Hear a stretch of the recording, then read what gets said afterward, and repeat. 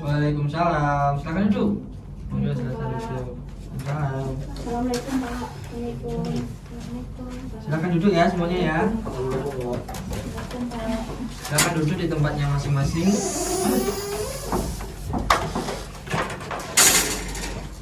Silakan duduk. Silakan cari tempat yang senyaman mungkin. Ya, baik. Oke, baik. Bismillahirrahmanirrahim. Assalamualaikum warahmatullahi wabarakatuh.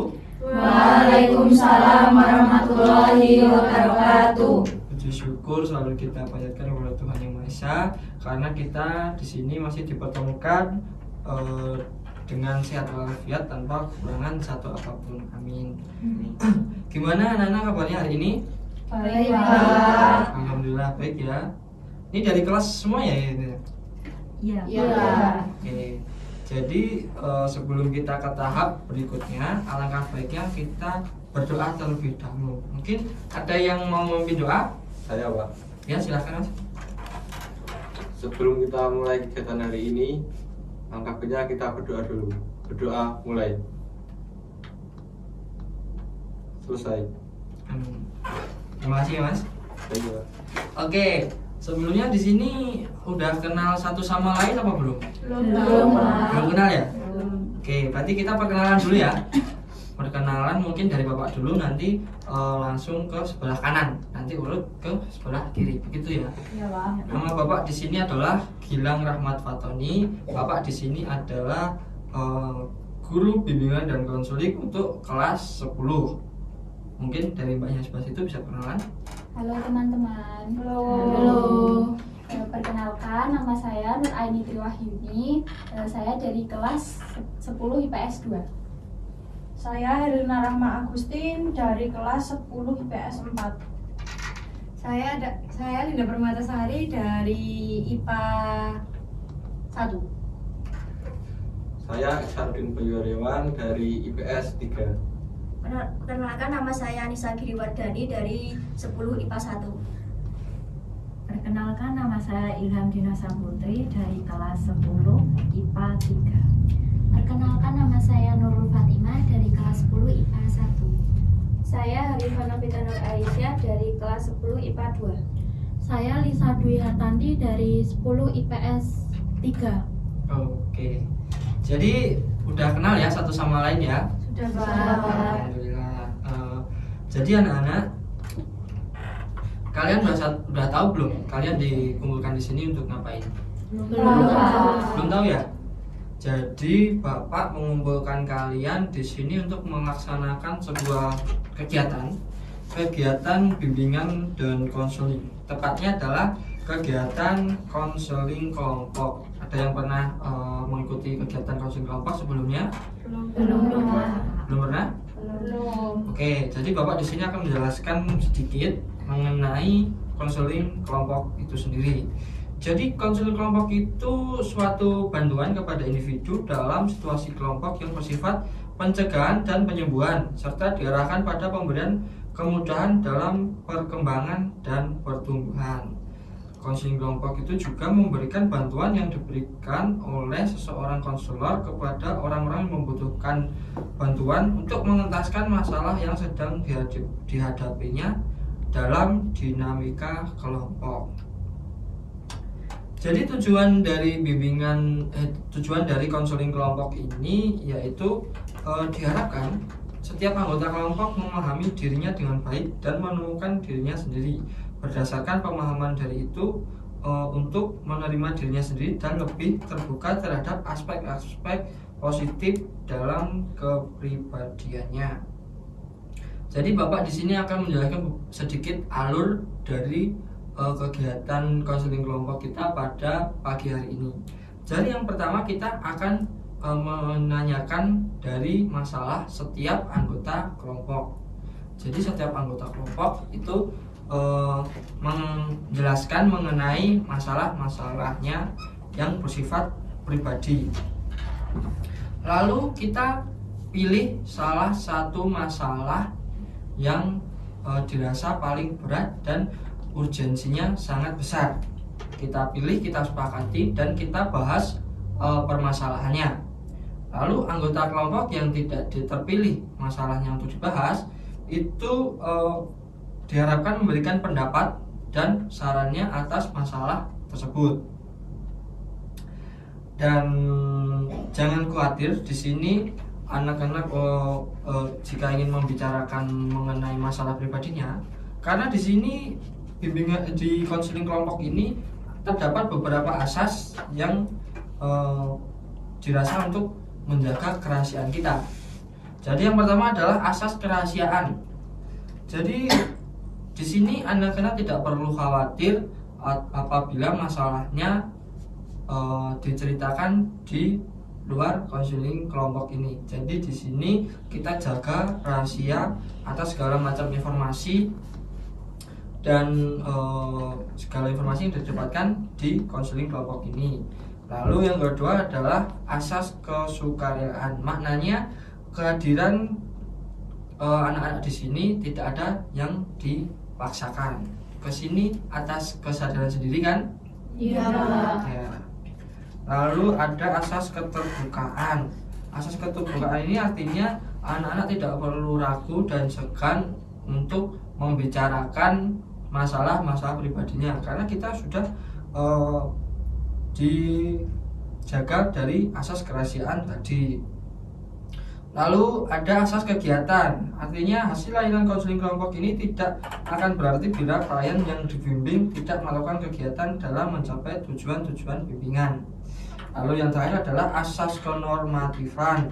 Jadi Bapak harap di sini anak-anak menjaga sopan santun dan menghormati dari setiap usulan-usulan dan pendapat dari masing-masing anggota kelompok. Jadi begitu anak-anak. Nah, untuk menjaga kerahasiaan kita pada konseling kelompok pagi hari ini, di sini Bapak akan membacakan sebuah ikrar konseling kelompok. Jadi diharapkan anak-anak juga mengucapkan ikrar ini sebagai janji kalian agar tidak membicarakan informasi-informasi yang telah diucapkan teman-teman kalian di sini di luar dari konseling kelompok ini. Bisa dimengerti? Bisa. Di sini Bapak akan membacakan ikrarnya dan anak-anak di sini mengikutinya. Begitu ya? Baik, Pak. Langsung saja kita akan membacakan ikrar konseling kelompok. Jadi Bapak akan mengucapkan dan kalian mengikuti ya. Iya, Pak. Ya, Pak. Ikrar konseling kelompok. Ikrar konseling kelompok. Saya yang telah bersedia hadir Saya yang telah bersedia hadir dalam kegiatan konseling kelompok dalam kegiatan konseling kelompok, menyatakan bahwa saya sanggup menyatakan bahwa saya sanggup dan bersedia menerima, dan bersedia menerima, menyimpan, menyimpan, memelihara, memelihara, menjaga dan merahasiakan menjaga dan merahasiakan segala data dan atau keterangan segala data atau keterangan lainnya yang saya terima, lainnya yang saya terima, baik dari diri saya baik dari diri saya atau dari siapapun juga, atau dari siapapun juga, yaitu data dan atau keterangan yaitu data atau keterangan yang tidak boleh yang tidak boleh dan tidak layak dan tidak layak diketahui orang lain. diketahui orang lain. Nah, itu tadi adalah sebuah ikrar konseling kelompok. Di sini Bapak harap anak-anak untuk selalu mengingat ikrar dan janji konseling kelompok ini agar tetap menjaga kerahasiaannya dan tidak membicarakannya di luar konseling kelompok ini. Gitu ya anak-anak. Iya, Pak. Nah, kayaknya masih pagi tapi pada lemes ya. Oke, jadi kita ice breaking dulu gimana? Iya, Biar semangat ya. Ice breaking pada pagi hari ini Bapak akan melakukan permainan. Permainannya adalah sambung kata. Jadi Bapak akan melontarkan sebuah kata, nanti anak-anak di sini menyambungnya menjadi sebuah kalimat yang baku. Gitu? Paham? Paham. Nah, jadi nanti urut ya dari Lisa, nanti berakhir di nilai ini, begitu ya. Dan kata yang Bapak ucapkan adalah kata aku. Coba bisa. Aku akan pergi. Aku akan pergi dengan kakak. Aku akan pergi dengan kakak dan teman. Aku akan pergi dengan Udah speaking ya, udah semangat ya. Udah cukupkan di sini saja. Udah speaking, lalu kita ke tahap selanjutnya yaitu mungkin di sini ada yang ingin ditanyakan mengenai tahap-tahap di bimbingan di konseling kelompok. belum Pak. Belum? Nah, di sini Bapak akan menjelaskan kembali mengenai alur-alur apa saja yang kita tempuh ke depannya di konseling kelompok ini. Jadi yang pertama kita akan per anggota kelompok akan menjelaskan mengenai masalah-masalah pribadinya. Lalu kalau sudah semua menjelaskan, itu kita sepakati salah satu masalah mana yang memiliki indikasi yang sangat berat dan urgensinya sangat besar. Nah, saat kita sudah memilih dan menyepakati salah satu masalah, anggota kelompok yang lain itu memberikan pendapatnya atau mungkin pertanyaan, dan yang terakhir adalah sarannya atas masalah tersebut. Sudah jelas anak-anak? Jelas Pak. Apakah sudah siap untuk melaksanakan konseling kelompok pada pagi hari ini? Insyaallah Siap. Siap ya? Siap. Oke, jadi di sini Bapak akan menanyakan mengenai masalah-masalah apa saja yang dialami dari setiap anggota kelompok, dari setiap anak-anak menjelaskan masalahnya. Mungkin berawal mulai dari Mbak Nuraini, coba. Baik Pak, jadi permasalahan saya itu sering sekali tidak mengerjakan PR. Terus saya itu juga sering dimarahin guru saya gitu. Oke, sering tidak mengerjakan PR ya? Iya. Coba Mbak Rahma. Kalau saya itu untuk sekarang sedang merasakan rendah diri Pak, karena sering diejek kalau saya itu katanya anak orang miskin gitu. Ya. Terus Linda? Kalau saya sering bolos pelajaran Pak, soalnya nggak suka sama teman-teman kelas. Ya. Bayu? Kalau saya itu Pak, saya sering ketiduran pada mapel bahasa Indonesia Pak. Ketiduran di jam pelajaran. Iya. Ica? Kalau saya sering terlambat pulang ke rumah Pak, karena main dulu sama teman-teman. Terus selanjutnya Ilham? Akhir-akhir ini saya sering telat masuk ke kelas Pak. Oke. Terus selanjutnya Fatimah? Kalau saya itu sering merasa cemas ketika presentasi di depan kelas, Pak. Selanjutnya Iva?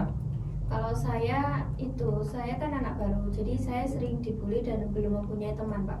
Oke, yang terakhir Lisa? Kalau saya sering menunda-nunda apapun kegiatan itu Pak. Oke.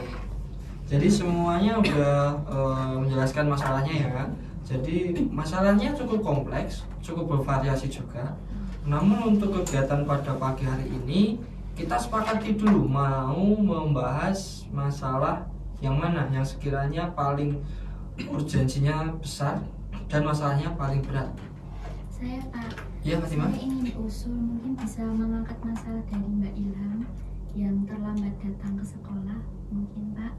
Oke. Mungkin dari teman-teman sepakati atau tidak? Sepakati. Oke.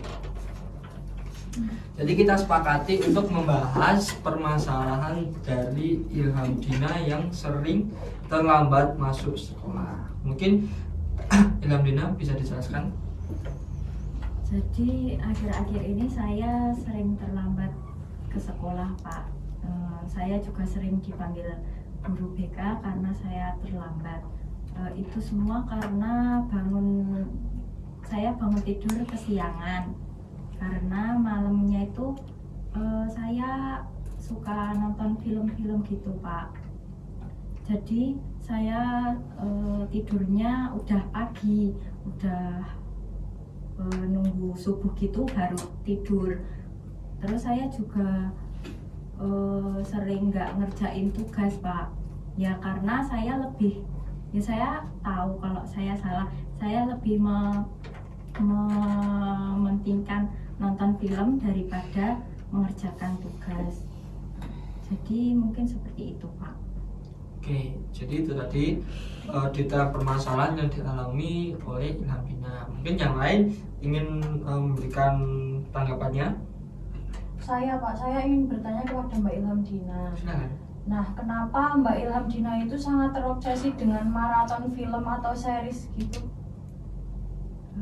Mungkin gini Mbak, saya itu suka sama cerita-cerita di alur series tersebut. Kalau misalnya sebenarnya itu bisa dipotong-potong, nanti besok baru dilanjutin, tapi menurut saya kurang seru gitu loh Mbak. Jadi saya inginnya itu kalau nonton series harus sehari langsung selesai. Jadi saya nggak mau kalau besok-besok dilanjutin seperti itu. Tapi saya juga suka sama aktor-aktornya yang main di series tersebut. Jadi kayak tambah semangat gitu loh Mbak nontonnya, nggak pernah bosen. Gitu Mbak. Mungkin yang lain ingin mengutarakan pendapatnya. Kalau pendapat saya Pak, apa yang dilakukan Mbak Ilham itu nggak baik buat keesokan harinya. Kan nanti jadinya itu jadi terlambat sekolah gitu. Nah itu kegiatan yang sangat nggak baik. Oke, mungkin yang lain. Menurut saya tanggapan dari Mbak Linda, Mbak Ilham kan juga perlu quality time untuk menonton film. Jadi kegiatan sehari-seharinya itu kan sekolah, dia perlu refreshing lah buat biar tidak sepaneng terus gitu. Oke, gitu ya tanggapan dari Nisa. Mungkin yang lain ada yang ingin pendapat? Saya ingin bertanya Pak. Ya silakan Bayu. Apakah orang tua Mbak Ilham tidak memperhatikan Mbak saat kok bisa sampai pagi buta baru tidur itu? Jadi gini Mas, kebetulan saya itu ditinggal merantau kedua orang tua saya. Saya sendiri di rumah, jadi nggak ada yang merhatiin saya. Jadi untuk jam tidur pun nggak ada yang mengingatkan, seperti itu. Memangnya Mbak Ilham Dina itu nggak pasang alarm? Pasang Mbak, buat bangun tidur ya, biar nggak kesiangan. Tapi kan tidurnya itu udah subuh, jadi kadang alarm bunyi itu nggak kedengeran. Padahal alarm yang saya buat ya sudah cukup banyak, ada 3 jam berbeda, tapi sama aja nggak ada yang kedengeran. Mungkin yang lain ingin berpendapat mengenai masalahnya Ilham Dina. Oke, jadi itu tadi ya masalah yang dialami Ilham Dina, dan teman-teman sudah memberikan pendapatnya. Mungkin di sini ada yang ingin memberikan saran terkait dengan masalahnya Mbak Ilham Dina. Saya Pak. Ya silakan. Jadi saran dari saya itu, menurut saya Mbak Ilham Dina itu lebih baik membuat jadwal Mbak. Misalnya itu menjadwal dari jam 8 itu sudah mulai tidur. Terus kalau untuk mengerjakan PR atau tugas itu habis maghrib atau habis isya begitu, agar tidurnya tidak kemalaman. Kemudian untuk nonton series atau film itu mungkin bisa di lain waktu pas hari libur atau minggu begitu. Terus itu dijalaninya secara konsisten begitu Mbak. Ya baik Mbak, nanti mungkin saya coba. Oke, mungkin yang lain ingin memberikan saran kepada Mbak Ilham Dina. Saya Pak. Ya silakan. Jadi saya itu pernah mengalami seperti apa yang dialami Mbak Ilham Dina. Jadi saya itu sangat terobsesi dengan series. Nah itu saya menanggulanginya. Jadi saya nyegahnya itu kalau sudah jam tidur itu saya menyingkirkan gadget saya dulu biar nggak lihat sinarnya lah gitu, karena sinarnya itu bisa mempengaruhi mata juga gitu Pak. Yang lain mungkin ada yang menginginkan saran? Saya ingin menambahkan saran Pak. Ya. Jadi mungkin Mbak Ilham ini berniat untuk tidak begadang gitu Pak. Terus bisa lebih menata jadwal untuk nonton filmnya gitu mungkin di hari weekend seperti itu Pak. Oke. Yang lain mungkin? Saya akan menambahkan saran untuk Mbak Ilham Dina, Pak. Ya. Jadi saran saya kepada Mbak Ilham ini adalah Mbak Ilham itu mengatur aktivitas hariannya dan mengatur jadwal tidur Mbak Ilham agar Mbak Ilham ini tidak terlambat sekolah lagi gitu. Dengan mengatur jadwal tidur kan tidurnya lebih awal, jadi lebih memanajemen waktu lah, seperti itu. Oke, mungkin itu ya, mungkin Mbak Ilham bisa ditanggapi dari saran-saran teman-temannya tadi. Iya, terima kasih atas saran-saran dari teman-teman. Mungkin nanti saya akan mencoba agar membuat jadwal biar tidur saya teratur, biar aktivitas saya pun juga tertata dengan rapi dan tidak berantakan seperti sekarang. Oke, tadi itu tadi ya pembahasan mengenai topik kita pada pagi hari ini, yaitu mengenai Mbak Ilham Dina yang sering terlambat karena begadang gitu ya. Nah, di sini Bapak akan menggunakan teknik behavior, yaitu teknik kontrak perilaku. Sudah diterima Mbak Ilham? Nah, di dalam kontrak perilaku ini Mbak Ilham tuliskan nama Mbak Ilham, lalu tuliskan hal-hal apa saja yang ingin diubah oleh Mbak Ilham. Dan lalu kita akan sepakati dan tanda tangan konselor, yaitu Bapak, dan tanda tangan konsuli itu Mbak Ilham sendiri. Dan kontrak perilaku ini berlaku selama konseling kelompok ini berlangsung. Dan apabila Mbak Ilham dapat memenuhi dari kontrak perilaku itu, nanti ada reward. Rewardnya apa? Yaitu Mbak Ilham akan mendapat nilai perilaku A. Begitu ya Mbak Ilham? Bisa diisi? Iya, diisi langsung.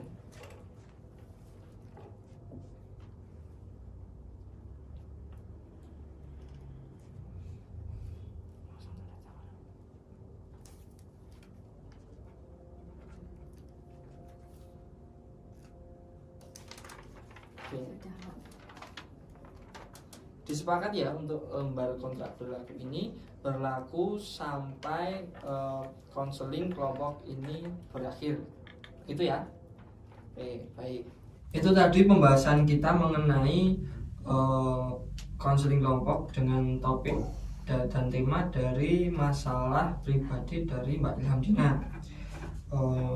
Jadi mungkin itu saja. Kita sudah di penghujung kegiatan konseling pada pagi hari ini. Tapi sebelum kita tutup, mungkin ada yang bisa menyimpulkan dari masalah Mbak Ilham Dina tadi. Saya, Pak. Ya, silakan. Jadi kesimpulan dari pembahasan kita pada pagi hari ini adalah kegiatan yang dilakukan Mbak Ilham Dina, yaitu maraton film atau series itu menyebabkan gangguan pada waktu tidur, dan itu mengakibatkan aktivitas di esok hari itu akan terganggu, jadi terhambat. Nah, untuk mengatasinya bisa melakukan penjadwalan sehari-hari gitu, dan mungkin mengatur waktu tidur jadi jam malam itu, karena kita sebagai siswa itu harus bisa mengatur waktu kita. Itu Pak. Bagus sekali ya kesimpulannya tadi dari Mbak Rahman. Lalu selanjutnya adalah kesan dan pesan dari kegiatan konseling kita pada pagi hari ini. Mungkin ada yang ingin menambahkan? Saya Pak. Ya, Iva. Kesannya bisa membangun pengalaman dan mendapat wawasan Pak. Oke. Dan pesannya mungkin nanti kedepannya bisa dilakukan lagi secara mungkin seminggu sekali gitu atau sebulan sekali gitu. Oke. Yang lain mungkin? Saya, Pak. Ya, silakan. Jadi kesan saya pada kegiatan hari ini yaitu sangat menyenangkan dan bisa menambah informasi kepada kita semua. Dan pesan saya pada kegiatan hari ini adalah semoga kegiatan konseling kelompok ini dapat dilakukan secara rutin. Seperti itu, Pak. Oke, terima kasih ya anak-anak dan memberikan kesan dan pesannya. Lalu untuk konseling kelompok berikutnya kita sepakati dulu ingin membahas masalahnya siapa, mungkin yang lebih berat dan lebih urgensinya yang lebih besar. Saya boleh menyarankan Pak? Iya, silakan. Masalahnya Mbak Iva tadi tentang Sering dibully. sering dibully karena anak baru ya Mbak? Iya. Ya itu. Oh, oke. Itu kalau Iya boleh. Pak, Mungkin- kasihan. Oh ya, mungkin bisa disepakati. Sepakat. Oke, nanti berarti untuk konseling kelompok berikutnya kita membahas permasalahan dari Iva yang sering dibully karena anak baru, begitu ya? Iya Ya, Pak. Oke. Itu dilaksanakan minggu depan atau kapan Pak? Untuk pelaksanaannya 1 minggu dari sekarang, jadi hari Kamis dan di jam yang sama, Tempatnya juga. tempatnya juga sama, gitu ya? Iya Ya, Pak. Oke, mungkin itu saja yang bisa Bapak sampaikan dan bisa kita bahas pada pagi hari ini. Mungkin Mas Bayu bisa tolong pimpin doa lagi ya Baik, untuk Pak. menutup dari kegiatan kita pada pagi hari ini. Baik, untuk mengakhiri kegiatan hari ini, alangkah baiknya kita berdoa dulu. Berdoa mulai. Selesai. Terima kasih. Jadi mungkin itu dulu dari Bapak, dan selalu Bapak ingatkan untuk menjaga kerahasiaan dari informasi-informasi kegiatan konseling kelompok pada pagi hari ini.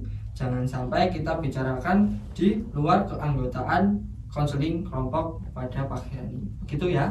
Iya Pak. Dari Bapak cukup. Sekian. Assalamualaikum warahmatullahi wabarakatuh. Waalaikumsalam warahmatullahi wabarakatuh. Langsung balik ke kelas ya. Iya Pak. Baik, terima kasih. Ya, Terima kasih ya Pak. Terima kasih Pak. Oke.